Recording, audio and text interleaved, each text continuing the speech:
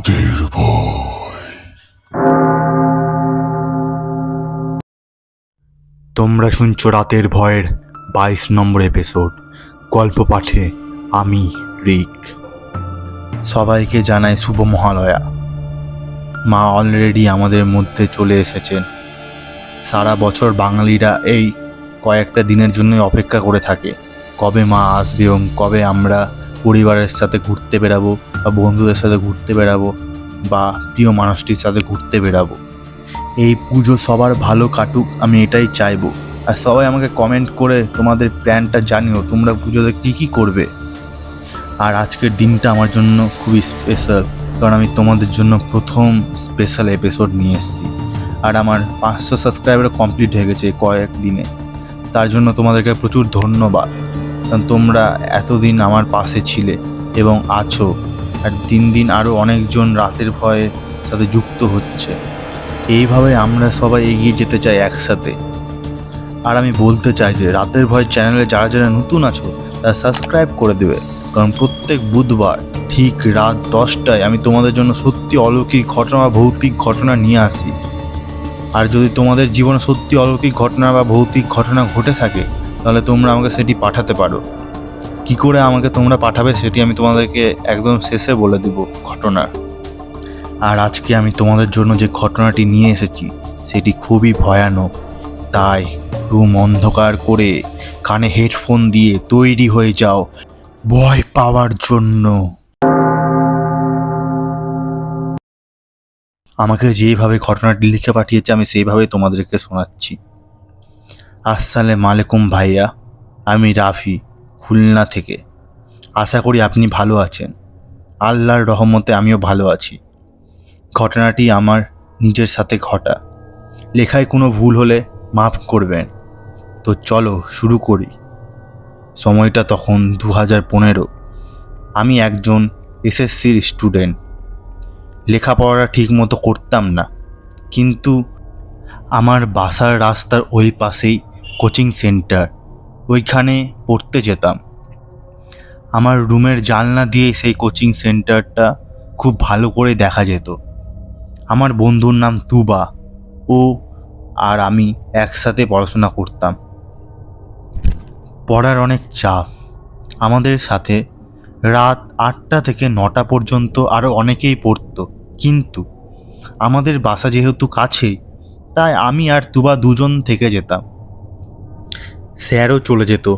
তারপর আমরা পড়া শেষ করতাম 10টা থেকে 10:30টায়। পড়া শেষ করে রুমে তালা মেরে বের হয়ে যেতাম। আমাদের এই দিকে 10টা মানে তখন অনেক রাত। হঠাৎ একদিন তুবা আমাকে বলল, রাফি, 3 দিন পরেই তো পরীক্ষা, কাল সকাল ফজরের আজানের পর আসবি পড়তে। আমি বললাম, আচ্ছা ঠিক আছে, তুই এসে আমাকে ডাক দিস। এই বলে আমরা রুমে তালা মেরে বের হয়ে গেলাম। তুবার বাসা আমার বাসা থেকে একটু দূরে, 2-3 মিনিট লাগে এমন আর কি। আমি বাসায় গিয়ে খেয়ে ঘুমিয়ে পড়লাম। সকালে আবার উঠতে হবে তো। হঠাৎ শুনি তুবা আমাকে ডাক দিল, রাফি, রাফি আয়। আমি উঠে দরজা খুলে দেখি কেউ নাই, কিন্তু জানলা দিয়ে দেখলাম রাস্তার ওই পাশে সেই কোচিং সেন্টারে লাইট জ্বলছে। আমি ভাবলাম হয়তো তুবা গিয়ে বসে আছে।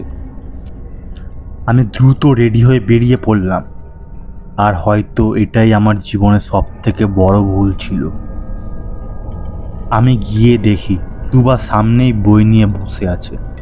আমি বললাম, কিরে, কেমন একটা ডাক দিয়ে চলে এলি, আর কি পড়ছিস দেখি। কিন্তু তুবা কোনো কথাই বলল না আমার সাথে। আমি ভাবলাম হয়তো এত ভোরে আসছে, তাই ঘুম ঘুম পাচ্ছে, তাই আর পাত্তা দিলাম না। আমি আর কিছু না বলে ব্যাগ থেকে বই বের করে পড়তে শুরু করলাম। তার কিছুক্ষণ পরে ওকে একটা প্রশ্ন জিজ্ঞেস করলাম, এটা কি হবে রে? তারপর তুবা আমার দিকে যে দৃষ্টিতে তাকালো সেটা দেখার জন্য আমি মোটেও প্রস্তুত ছিলাম না। আমি দেখলাম এক বিভৎস চেহারা। ওর চোখে মুখে এক রাগের ছাপ, চোখ লাল রক্তাক্ত অবস্থা। সেটা দেখে আমি লাফিয়ে উঠে চেয়ার থেকে পড়ে গেলাম। আর ঠিক তখনই সেই অবয়বটা আমার বুকের উপরে উঠে বসলো আর আমার গলা চেপে ধরলো। ওই শরীরের অতিরিক্ত ওজনে আমার নিঃশ্বাস বন্ধ হয়ে যাচ্ছিল। এইভাবেই কতটা সময় পার হয়ে গেল আমি জানি না। হঠাৎ আজানের শব্দ শুনতে পাই, আর ঠিক তখনই সেই অবয়বটা বলে উঠল, আজ তুই বেঁচে গেলি, কিন্তু তোকে আমি ছাড়বো না। এই বলে অবয়বটা হাওয়ায় মিলে গেল আর আমি জ্ঞান হারাই। আমার যখন জ্ঞান আসে আমি দেখি আমার পাশে আমার বন্ধু তুবা আর আমার আম্মু বসে আছে। তখন তুবা বলল, কি হয়েছে তোর? আমি গিয়ে ওই রুমের ভিতরে তোকে পড়ে থাকতে দেখি। তারপর আন্টিকে ডেকে নিয়ে আসি। কি হয়েছিল? আর আমাকে না নিয়ে তুই একা একা পড়তে গেছিস কেন? তখন আমি তুবাকে বলি, তুই কি আমাকে ডাকিস নাই ভোরে? ও বলে, না তো। তারপর আমার সাথে যা যা হয় তাদের সবটা খুলে বলি। আম্মু শুনে বলল হুজুরের কাছে যেতে হবে। বিকালে হুজুরের কাছে নিয়ে গিয়ে সবটা বলি হুজুরকে।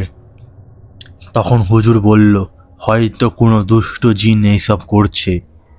তারপর হুজুর ধোয়া পড়ে আমাকে ফু দিয়ে দিল আর পানি পড়ে দিল। 2 দিন পরে আমার পরীক্ষা। ওই দিন রাতে আর পড়তে পারি না, তাড়াতাড়ি খেয়ে ঘুমিয়ে যায়। সমস্যা হয় তার পরের দিন রাতে যখন আমি ঘুমিয়েছিলাম, হঠাৎ উপরে দেখি সেই রক্তাক্ত চেহারায় সেই অবয়বটা বাদুড়ের মতো ঝুলে আছে। আমি দেখে চেঁচিয়ে উঠি, কিন্তু আমার কোনো আওয়াজই বের হচ্ছে না।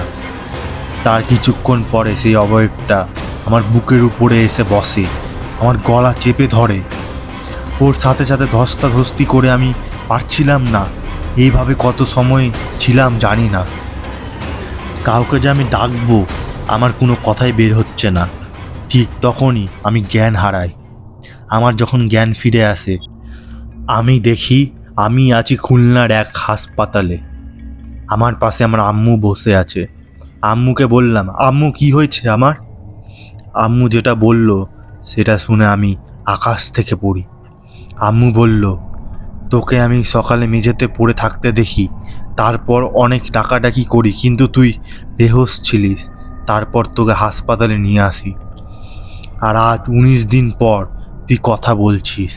19 দিন পর আমার জ্ঞান আসছে আর আমি কথা বলতে পারছি। কিন্তু দুঃখের কথা হলো আমার এক হাত আর এক পা কোনো কাজ করছে না। ডাক্তার বলেছে আমার এক হাত আর এক পা নাকি অকেজো হয়ে গেছে। আর ওই দিকে আমার পরীক্ষা, সেটাও আমি দিতে পারলাম না। সব মিলিয়ে আমার জীবনটা উল্টে পাল্টে যায়। তারপর থেকেই আর সেই অবয়বটা আমি দেখি না। এখন 2024, এখন আমার হাত পা অনেকটাই ঠিক হয়ে গেছে, কিন্তু তারপর থেকে আমি লেখাপড়া করতে পারি না, বাসা থেকে একটু বের হতেও পারি না। আমার জীবনটা হয়ে যায় ঘরবন্দি। তারপরও আমার বন্ধু তুবা সব সময় আমাকে দেখতে আসতো আর আমার সাথে সময় কাটাতো। আলহামদুলিল্লাহ, এখন আমি অনেকটাই ভালো আছি। আমার জন্য সবাই দোয়া করবেন। এই ছিল আমার সাথে ঘটে যাওয়া সত্যি ভৌতিক ঘটনা। ঘটনাটা যদি আপলোড দিন আমাকে SMS জানাবেন। ধন্যবাদ সবাইকে। এই ছিল বন্ধুরা সেই সত্যি ভৌতিক ঘটনা। আমি ঠাকুরের কাছে চাইবো যদি সেই ভাই খুব তাড়াতাড়ি ঠিক হয়ে যায় এবং আমাদেরকে আরও যদি এরকম সত্যি ভৌতিক ঘটনা পাঠাতে পারে। তুমি যে আমাদেরকে ঘটনা পাঠিয়েছো এটাতেই আমরা অনেক খুশি। আর তুমি খুব তাড়াতাড়ি ভালো হয়ে যাবে, এটা আমরা সবাই প্রার্থনা করি। আর তোমরা যদি আমাকে ঘটনা পাঠাতে চাও তাহলে কি করে পাঠাবে সেটি আমি তোমাদেরকে বলে দিচ্ছি। আমাকে তোমরা ইনস্টাগ্রামে মেসেজ করো, স্টোরি কালেক্টর রিক বা রাতের বয় অফিসিয়াল সার্চ করলেই তোমরা পেয়ে যাবে। বা আমাকে তোমরা মেল করো rickstorycollector@gmail.com আর তোমরা আমাকে সেখানে লিখে পাঠিও তোমাদের জীবনে ঘটে যাওয়া সত্যি ভৌতিক ঘটনা বা অলৌকিক ঘটনা। বা তোমরা আমাকে পাঠাতে পারো তোমাদের এই আত্মীয়র জীবনে ঘটে যাওয়া, তোমাদের এই বন্ধুর জীবনে ঘটে যাওয়া সত্যি অলৌকিক ঘটনা বা ভৌতিক ঘটনা, যেটি আমি কোনো এক বুধবার ঠিক রাত 10টায় তোমাদের পড়ে শোনাবো। তোমরা যদি এখনও সাবস্ক্রাইব না করে থাকো তো সাবস্ক্রাইব করে দাও, কারণ দুর্গা পুজো তো চলেই এলো। তোমরা সাবস্ক্রাইবও করে দাও আমাকে যদি তোমরা সত্যি ভৌতিক ঘটনা শুনতে চাও। আমি আবার ফিরে আসছি পরের বুধবার ঠিক রাত 10টায়।